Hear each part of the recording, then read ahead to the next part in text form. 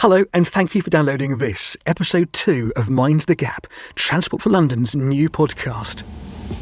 Welcome to your All Zones travel cards to get behind the scenes of the incredible transport systems that are truly the beating heart of London. Please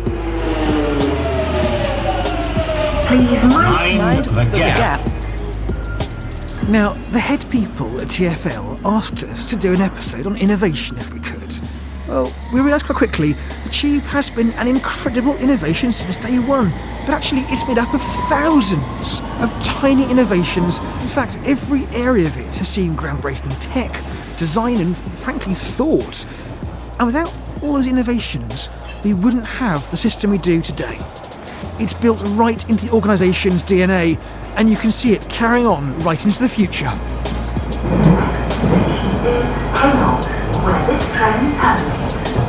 Over the years, I've had the chance to see some pretty remarkable things over London Underground, but today is something really special because the kind people down at London Underground have let us in to see Hainault Depot. Now, I thought I knew the Underground pretty well. I didn't know there was a depot at Hainault. Why am I going off there? Well, I'm off there because that's the place where the brand new refurbished Central Line trains are going to be kept before they go off into public service.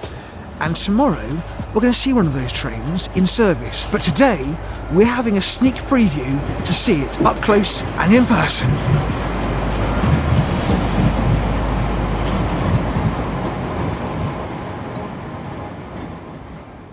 Thank you very much for your help. Hello, we've come to meet you. Oh, amazing. You'll have to follow us along the safe route. Understood. Have you been to Hainault Depot before? I can give you a little bit of trivia information. Oh, please. There is actually an air raid bunker under here. Is there really? Yeah. Which you've probably walked past and never seen.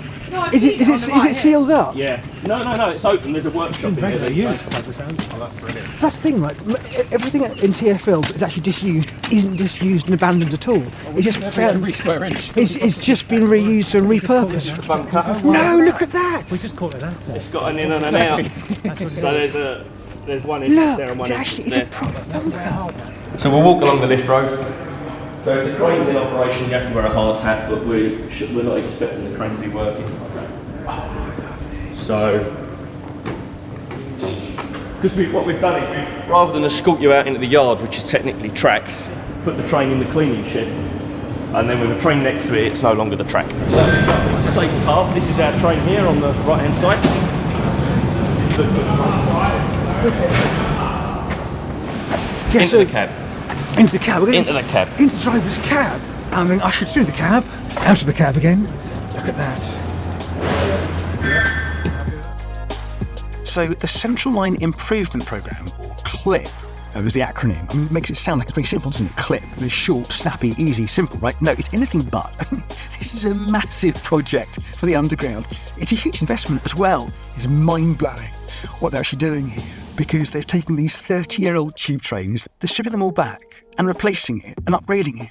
It's being made better, more efficient and smarter. So you've got a complete refurb train. It's almost a new train, really, because you've got new systems on board, new train computers, CCTV, new motors, or new LED lights. You've got new passenger announcement systems. You're going to have these accessible seating areas as well in the middle of the train, which is brilliant. I mean, to be honest, nothing like this has ever been done on this scale or complexity on the Tube ever before. And frankly, these 30-year-old machines will go going for years to come because of this. And so it improves the trains and the journeys for you and me. But you can't see much of the stuff they're doing. And the stuff we're focusing on today in our chat is just one part of the upgrade, of course. It's some of the stuff that we will see directly on board. Hello, Paul. Thanks for coming along. Can you just describe to me a little bit about what you actually do in your role? I'm product and industrial design manager for TfL. So really what that means is looking at colours, materials and finishes primarily of our infrastructure. So that's everything from trains to buses, bus shelters, bus stops, station environments, kind of lots of things really. It's a very exciting time for London Underground, I feel, because there's lots of refurbishments, there's lots of new projects happening as well. Well, we're sitting on the CLIP. I've been calling it the CLIP. It's not the CLIP. That stands for Central Line Improvement Project, right? Correct. Yes. Okay. And so what is the story behind that? What's the story behind that, first of all? I think we're kind of going to go back to the beginning of the Tube and talk about the Central Line It's 1900. It was opened between Bank and Shepherd's Bush, and has been expanding ever since, really from the east to the west. So we're over in Hainault now, one of the depots, and we're sitting on a central line train that's gone through the improvement programme. So that was scheduled about several years ago, and the idea was there were engineering improvements on this train, but also there were customer environment improvements as well, like lighting and seating and flooring and stuff like that. I'm sitting on the one right now. This is the very first one, though. So this is the first one that's going into service, the first one that's been completed from nose to tail, with fully complete of engineering and customer environment. It is, and so the design work and the specification work was started around about 7 years ago. It's a long process. There's lots of stuff underneath the train, as well as the doors and stuff like that. They've all gone through an upgrade, and so this is the first complete train. And what they've done is they've completed this, and then it goes to there's 85 trains in total on the network, the central line network, and so every few weeks one or two of those trains will be taken off and go through this improvement program for upgrade, and then return back to the network, and another one or two trains will be taken off. The word innovation has been around for a long time. It's no longer an innovative word. But what does it mean to you? The underground, by its very nature, is innovative, isn't it? I mean, you have a railway that was started 160 years ago, underground of all places. Why a railway underground? And that was responding to particular pressure, wasn't it? In the sense that they weren't allowed to build railways above ground because of land and because of ownership and so on, so they had to build them underground, and so they worked that out. And then they got to a certain point where they were able to go to build deep tube lines as well, which Central Line wasn't the first, but they used it, traction motors. They were able to build deep tube network, and so that sort of started 130 years ago, 120 years ago when the Central Line opened. So by its very nature, the underground has actually had to innovate to sort of deliver, if you know what I mean. I know, and you as a historian will know that, and so for us it's tapping into that, and so it's never, I don't think it's for us, it's never about inventing anything. It's always maybe using something in not an unusual way, but in an innovative way, and challenging stuff as well. So it's a bit like the moquette. That material's been used on the network for 80, 100 years, but suddenly we're flipping it slightly, we're interpreting it in a slightly different way to deliver more for our customers. And in fact, the entire train itself, I suppose, Yes. the entire interior is innovation in itself, and you are effectively refurbishing what was an old asset and making it have a longer life. Indeed. And you have to, because trains go through midlife refurbishment, as they call it. Midlife crises. Speak for yourself. But they do, and they have to, because these assets are on the network for, Bakerloo line is 72 stock, so that's over 50 years old. So you replenish, you repair, renew, restore. But within that restoration, you're not restoring something to where it was, you're restoring it to where it needs to be now to deliver more. There are clearly a whole wealth of improvements that have been made to this train on the customer and environment, and it is revolutionary, so much brighter for one. Yep. But tell me, what can you give me one example of perhaps a very small change you've made, also one very large change that's been made? Well, London Underground seating is covered by what we call moquette, which is a kind of carpet-like material. It's famous moquette. It's really a French word for carpet. It's cut and uncut loop fabric. London Underground have been using it for decades. It's a high-performing fabric. It's low smoke. It's hard-wearing. It's cooler in the summer, warmer in the winter. It actually is sound absorbent as well. So that's very, very important for a line like the Central Line. So normally when you go on the Underground, you would see a standard moquette used throughout. Whereas now what we do is that we have a standard moquette and then a priority moquette. And the priority moquette is the same design but a different colourway.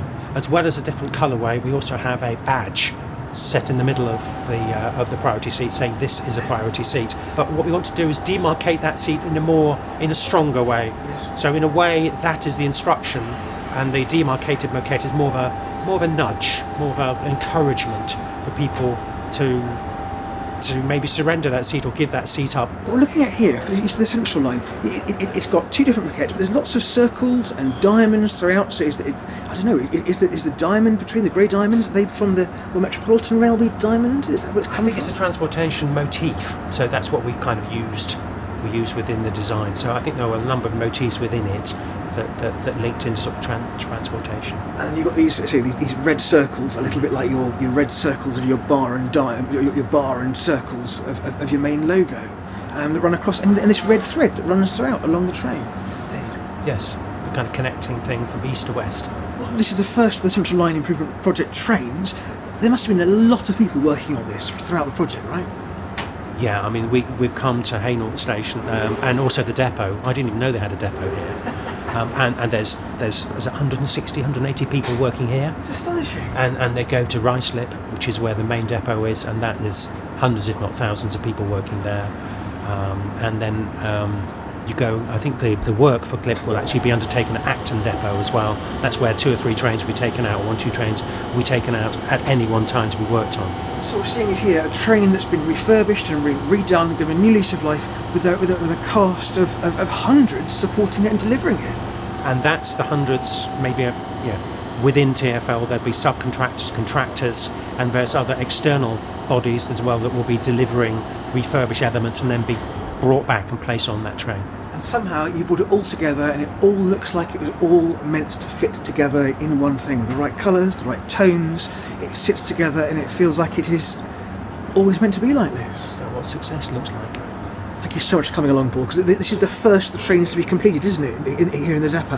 It is. It's very exciting to see, isn't it? It really is. I mean, because you've seen this before, I assume, during your time looking at it and inspecting at different points? I've seen bits of it, but this is it all brought together, which actually makes it very, very exciting.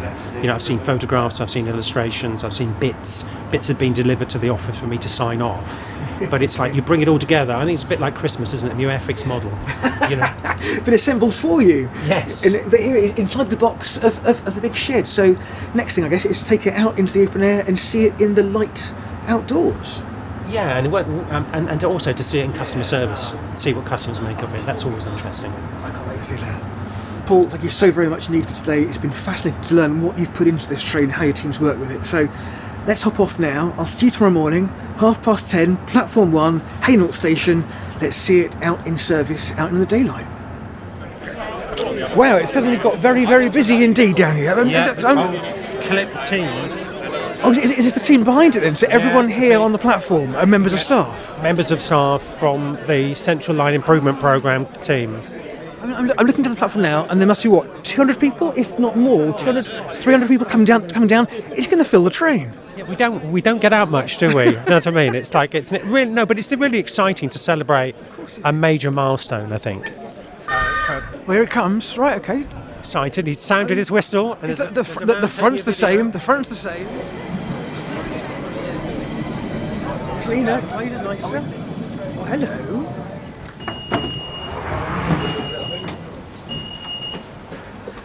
Oh, the plates. Yes. Very good. I like this. So what we've done, as I said, is that we the gap between the train and the platform. This is Hainault. Yeah, so Paul, your team isn't just you, is it? There's a kind of a little work group of you. So who else have you brought along with you? So we brought Claire, who's an industrial designer, but also Pablo as well, who both worked on the project. So what's your contribution to this project been then? Because you're both admiring the seats. I just wanted just there looking at the seats, checking they're all aligned properly. So what have you two contributed towards this train? So we've sort of carried out initial research and developed the actual maquette design. So that looks really good, and the scale and everything like that. So is this the first time you've seen this train in service, or at all stuff together in one place? Yeah, absolutely. It's everything together: the flooring, the seating, the grapples, and everything. So everything went together. The question is, does it match up expectations? Is everything as it should be? For me, absolutely yes. Yeah. Yeah, I think they've done a really good job. The alignment on the maquettes looks really good, because sometimes you can get a bit of variation, and obviously the way the material can sort of curve, and the way it sort of moves as you upholster, there can be a bit of variation, but I think that's done a really good job. The maquette looks really bold and eye-catching. We've got sort of the flecks of the red and the blue in the floor, which ties in with the red and the blue in the maquette. So everything's pulled together nicely. It's very nice indeed. So I'm really impressed. It's not just nice. It's smashing. Yeah. It's nice work. I think you'll be both very modest about it, saying, it's good, it's excellent, it's really, really lovely. The next station is Woodford, where this train terminates. Change here for services to Central London and Epping. This station has step-free access. All change, please. It was great. It was really, really exciting to see it all come together.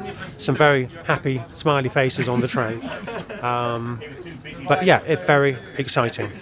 And really nice to see it all come together. Well, you're really pleased with this. You're really pleased. Thank you. Brilliant. Please mind the gap between the train and the platform. This is Hainault, where this train terminates. I spent half my life studying the history of railways and their technologies, and that's because I find innovation fascinating, how they always overcome problems with new solutions. The London Underground has been no different, but there's one place in particular that innovation has been centred on. It's here in West London. It's Acton Works. It's here that things like streamlined tube trains were invented, trains that were completely innovative at the time, that would go faster than others, and there were even things like the world clock we spoke to Anne Gavacan about down at Piccadilly Circus. That was designed here at Acton Works. But right now it's still doing incredible things for the rolling stock and the trains that we use today. So we're heading inside now to come and meet some of the people who are making it all possible.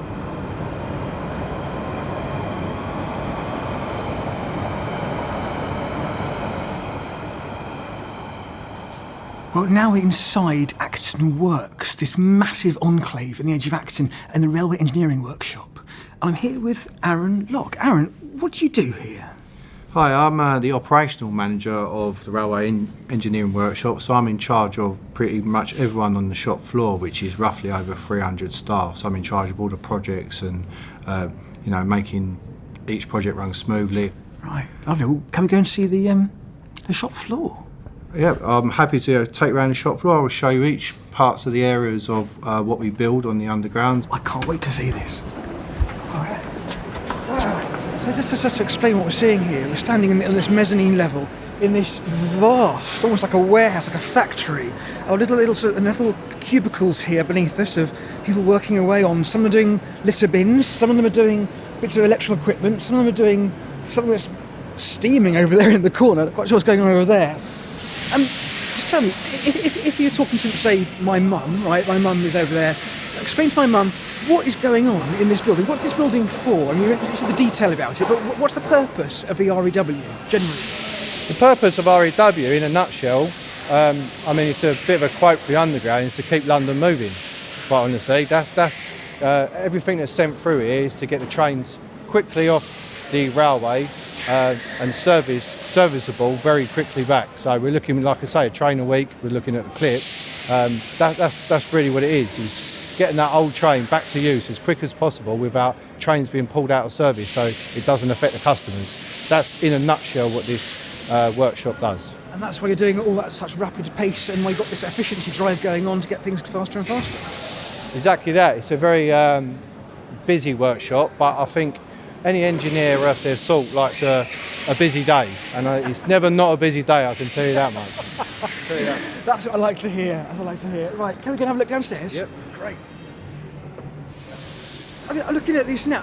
Are these brand new wheels? I mean, there's a whole set of train wheels lined up. This is brilliant. Yeah, so we're actually at the end of the production line on the wheel area. So essentially a wheel set that comes through the door, start to finish, takes about 40 hours, because obviously you've got to heat the wheel, you've got to pop it off a massive press, it's got to be inspected, it has to be cooled down to a certain temperature, tested, built a gearbox on there, painted, and then again goes straight across the road to my bogie shop and then fitted to a bogie in and out the door again. So it's a long process. Easy. Long process. Easy work. You've got this Easy nailed, work now. really. It wasn't when we first got here. Because you productionise this. I'm looking across now, and they are gleaming and they are glinting. Are these brand new? These are not brand new. This is us making them look brand new. Oh, very quickly. Just walk around here. I can see people of all different ages working here. It's quite a nice cross-section of society of working. It's a very diverse workforce. It's a very diverse workforce, and the age sort of profile. When I first joined 20 years ago, we had You've been here 20 years? So I've been here 20 years. So I started as an apprentice at 16 years old, and it's obviously 20 years later now. And when I first joined the Underground, there was a massive sort of gap in the age profile. So basically, when I first come here, you had very young people like myself and a very ageing workforce. So this is something we've built over the last sort of 20 years. By next year, we've had about 30 come out of the apprenticeship scheme in the last 3-4 years.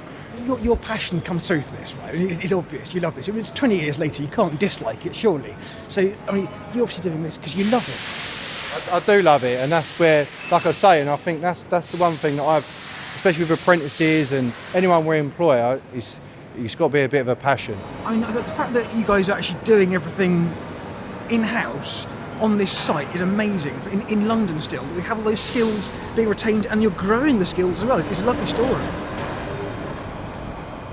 What's interesting though, you're maintaining these old trains, some of them are quite old trains, but in innovative ways, aren't you? Yeah, it is, and I think when we redo our work instructions, that's basically the bit of paper you work on for each job.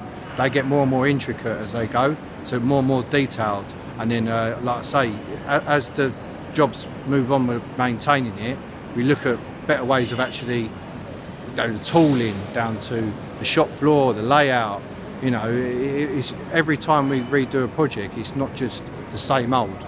We look at doing things more efficient and better for everyone. Actually, a better product all round, really. Yeah, so Aaron, thank you so much for a whistle-stop tour of the REW. Now, you've got someone you want to introduce me to next. Yes, this is Robbie. No, he's one of my production managers on the sub-assemblies team, so he's obviously in charge of that specific area, and I'll pass you over to Robbie. You can explain what you do actually do, if you do anything at all. Hello, yes. Nice to meet you. Nice to meet you. Nice one. So, what's your role here at the works? So, I came here on the 31st of July 2017 after 10 years in the military. So how I found out about this place, I was actually going for counselling after leaving the army. And then they asked me what is it I wanted to do. So I said, well, when I left the army, I always wanted to work for London Underground. 31st of July 2017, started as a contractor. And then, straight away gelled with the team, thought, wow, this is an amazing place to run, to work, sorry. I love that you know these dates off by heart, because they're so important. So you mentioned you always wanted to work for the Underground, but why? So basically, I was born originally in St. Lucia, but I used to visit my gran in the summer with my mom. And I've got an uncle of mine who absolutely loves trains. So he used to take me on random train rides and explain to me about all the network when this was built, like facts like the Victoria line is the only one that doesn't resurface, and all this stuff. Took me around all the tunnels in Woolwich and all that stuff. So like when I moved permanently in 2004, I wasn't like, like some foreigners who have to use a map to get around. I already knew the whole network in my head. So even now people ask me questions, I can just tell them where to go. And that's because my uncle, brought me up in that. So, yeah, so I was just, a bit crazy about trains from a young age. We'll do that. So, that's lovely. And it just shows just how deep the love of the Underground runs and how it can affect, the network today. Yeah, and then there I am now. You've nailed it. Nailed it. What do you love about working here? What is it in the morning that gets you up to come and you walk in thinking this is great? Although some of them annoy you, I would say the people. That's what I love about this place. You are innovating constantly. You're getting new staff in, and new ideas are coming from your army training as well. You're bringing in ideas from there as well, right? Yeah, definitely. Like, for instance, I've employed someone who I served with in Iraq, 2 of them actually. And then one of them came, and so we're doing the air dryers, for instance, for the air stock, so Metropolitan line at the moment. And when we had basically one of the test box, or the control unit, I should say, on the air dryer, it would fail. We'd have to get another air dryer to then see, what's going on with that test box. So he suggested, why don't we build our own test box and just test all the cards in there without having to get a whole air dryer to put up there, because you have to attach it to a lifting equipment. So that's just speed up the process of testing the cards straight away. You know what I mean?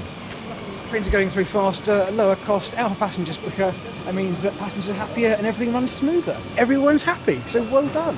Yeah, that's it. Easy as that. I'm working towards. I'm obsessed with it. I'm working towards net zero warranties. That's where I want my section to be. I don't want us to get any warranties. I can't wait to see what you do next. It's going to be amazing. Brilliant. Nice work. Thank you. Thank you very much indeed.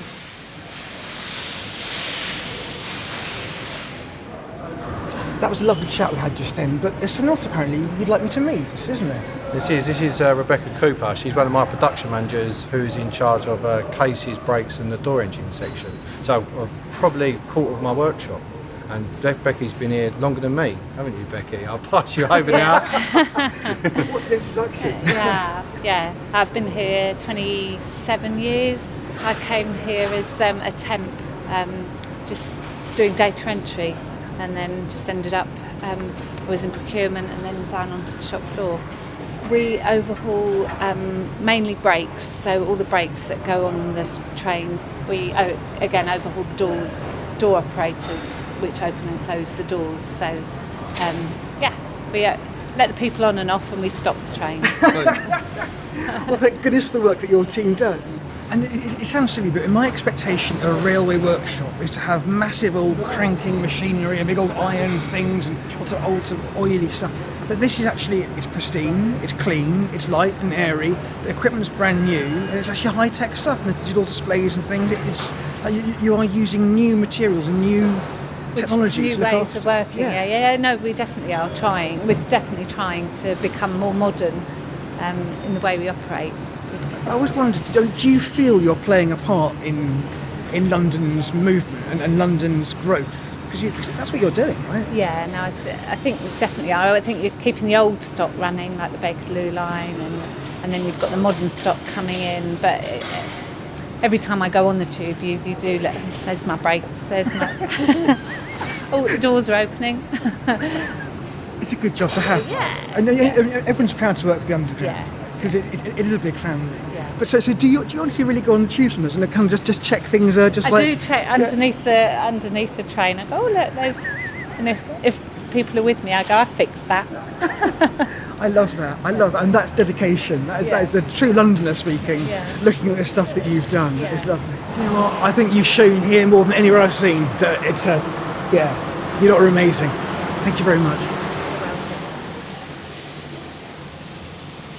Aaron, I'm blown away by this place. It has yet again surprised me to see the variety of work and the love that people have got for the Underground. And you're innovating now with all the old stock. You're doing so much cool stuff. How would you sum this place up? Sum this place up? I think I would say a hidden gem on the Underground that keeps London moving, that probably 95% of Londoners don't even know it's here. We're one of the main reasons why the Underground keeps moving. And so you are keeping millions of people moving, you're keeping the economy pumping, you're keeping the whole city going, and it's all down to you and your team in this building. I think it's a phenomenal achievement. Thank you. Like I say, I'm proud, and as you sort of walked around and spoke to everyone's happy and proud to actually be part of the team, and part of the processes and everything to keep London moving. It's a happy family.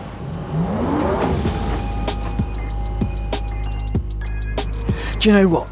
Speaking to Aaron and the Acton team in there, they give me so much confidence about the future of the Underground. I know now that the continued innovation of our incredible transport system really is in safe hands, and safe hands that really care about it.